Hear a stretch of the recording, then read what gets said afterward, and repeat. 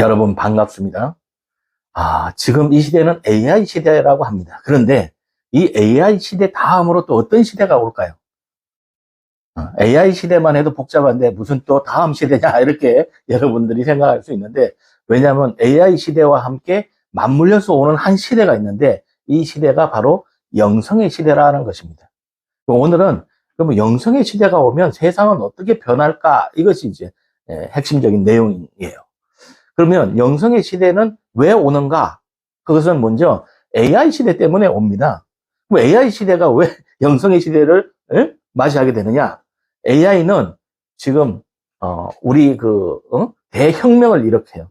인간이 만들어낸 신이라고 할 정도로 어마어마한 힘을 발휘합니다. 첫 번째 하나가 IQ입니다. IQ, 지능. 인공지능, 말 그대로 지능입니다. 근데 이 지능 지수가 인간을 초월해버리는 거예요. 지금 2025년도에 120이지만 5년만 딱 지나면 230이 넘어갑니다. 인간의 지능을 넘어버렸다 이런 얘기예요. 인간의 지식을 넘어버린 겁니다. 그럼 어떻게 할 거예요? 그러다 보니 곧 인간을 대체해버린다 이런 얘기예요. 인간이 할 일을 다 대체해버린다 이런 얘기입니다. 그것도 또 모자라서 ASI라고 하는데, 그것은 또 초월된 인공지능이라고 합니다. 그것은 인간을 초월해버린다 이런 얘기입니다. 그럼 잘 보세요. 인간을 초월해버려요. 대체해버리고 초월해버린다. 인간은 어떻게 할 것인가 이런 얘기입니다. 첫 번째 하나, 그런 시대가 오면서 인간은 소외돼 버립니다. 인간은 자기가 할 일이 다 없어지다 보니까 자기 존재에 대한 의미를 잃어버리고 자기 존재에 대한 가치도 잃어버려요. 그러다 보니까 자기가 왜 사는지, 삶의 목적을 다 잃어버린다 이런 얘기예요. 그런 얘기가 있죠. 현대 사람들이 굉장히 똑똑하고 뭐든지 빠르고 뭔가 잘 만들어내는데 당신이 왜 사는가라고 질문하면 답을 할 수 있는 사람이 거의 없다 이런 얘기입니다.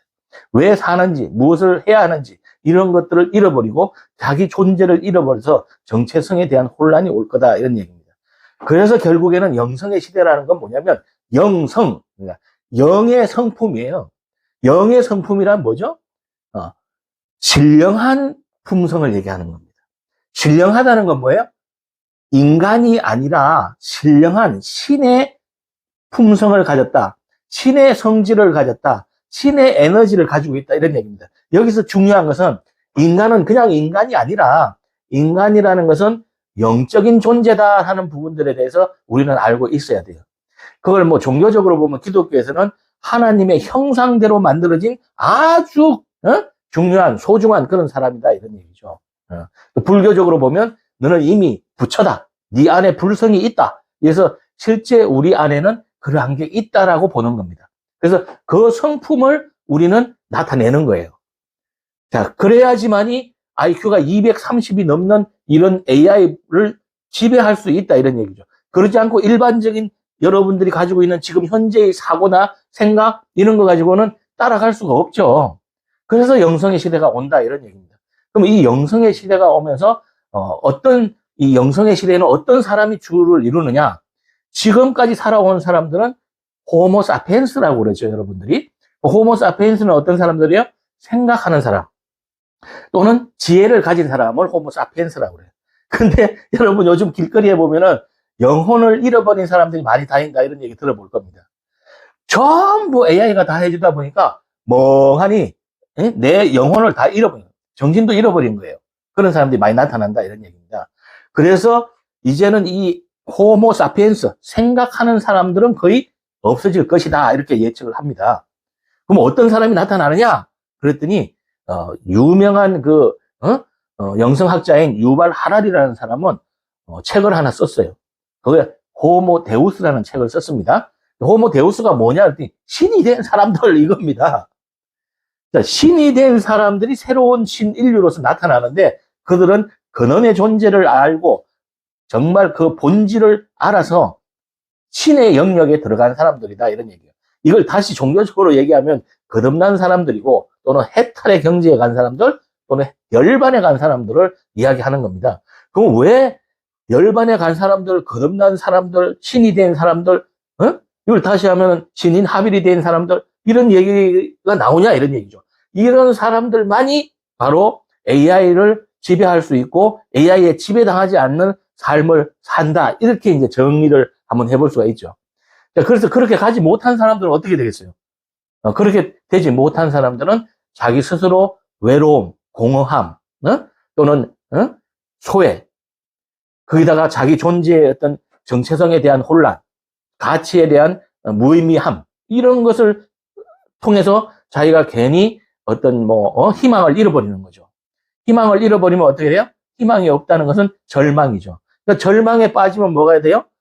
키에르 케고르라는 사람은 절망은 죽음에 이르는 병이다, 이렇게 얘기하잖아요. 그래서 많은 사람들이 스스로 목숨을 잃어버리는 자살자들이 많이 나온다, 이런 얘기죠. 지금 신문을 보면 지금 우리나라의 자살률이 근래 12년 동안 최고치가 지금 올라가고 있다, 이런 얘기입니다. 이게 더 심해진다, 이런 얘기예요.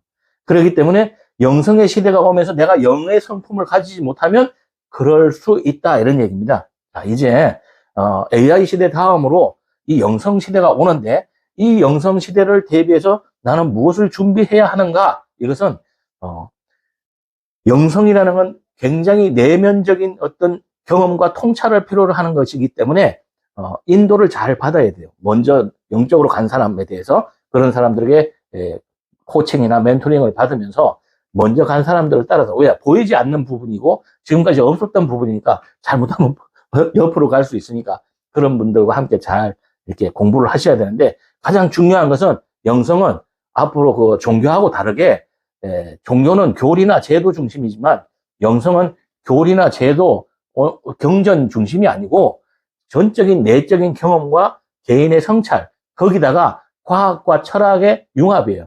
뇌과학, 심리학, 양자 물리학 이런 거하고 접목이 돼가지고 의식이 높은 차원으로 가면서 실제적 높은 차원에서의 의식으로 현실을 직접 창조하는 것들을 탐구하는 그런 공부입니다. 그래서 여러분들이 그러한 공부를 통해서 새로운 시대가 오고 새로운 신인류가 형성되는데, 거기에 그 대열에 여러분들이 참여하기를 바라면서 여러분들에게도 뭔가 미리미리 준비하시는 지혜로움이 있으시길 기대해 봅니다. 오늘 이것으로 마치겠습니다. 감사합니다.